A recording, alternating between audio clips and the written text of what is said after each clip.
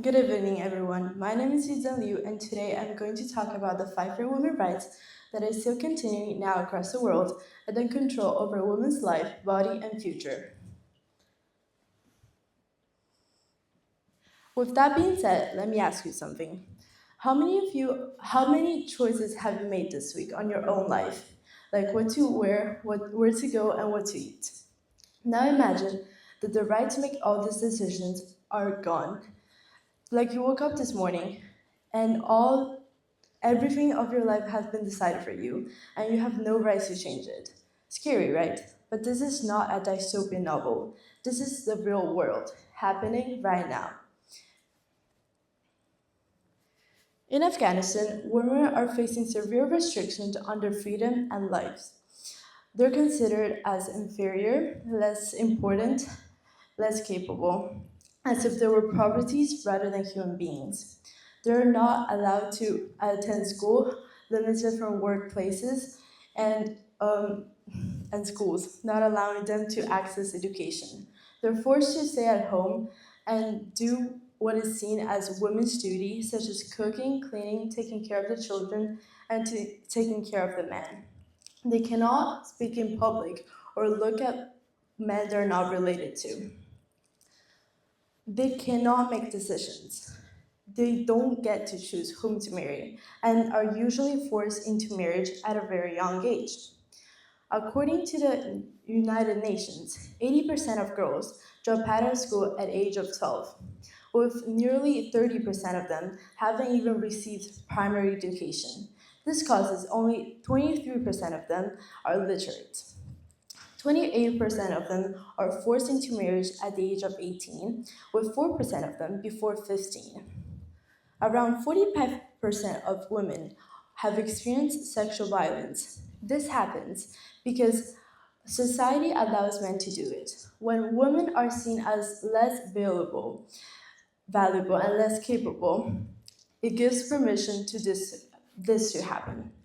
Just imagine being one of them, at an age full of imagination, hopes, and dreams, but forced into marriage and stop going to school, cutting off the path to freedom and a bright future.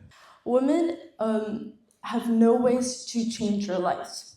They cannot improve the quality of life. Um, they get fewer job opportunities. Earning their work is significantly undervalued, and they earn several, around 20% to 40% less than men do.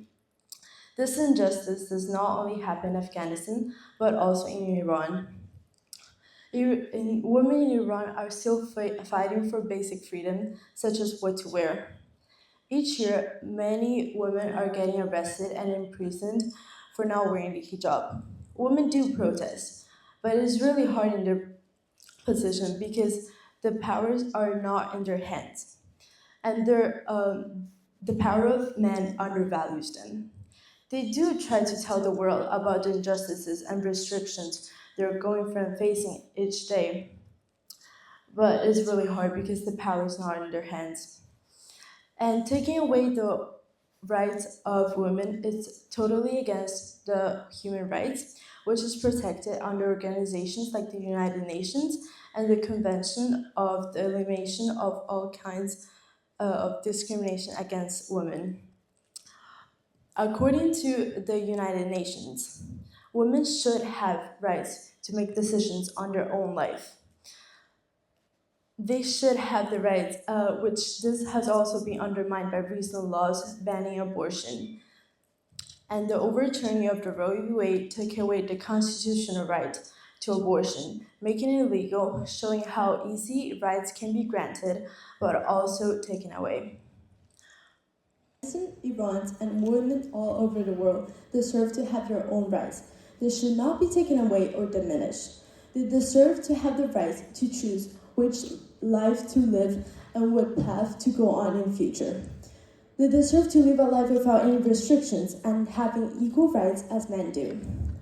But this is not for every woman across the world. There are still many stereotypes.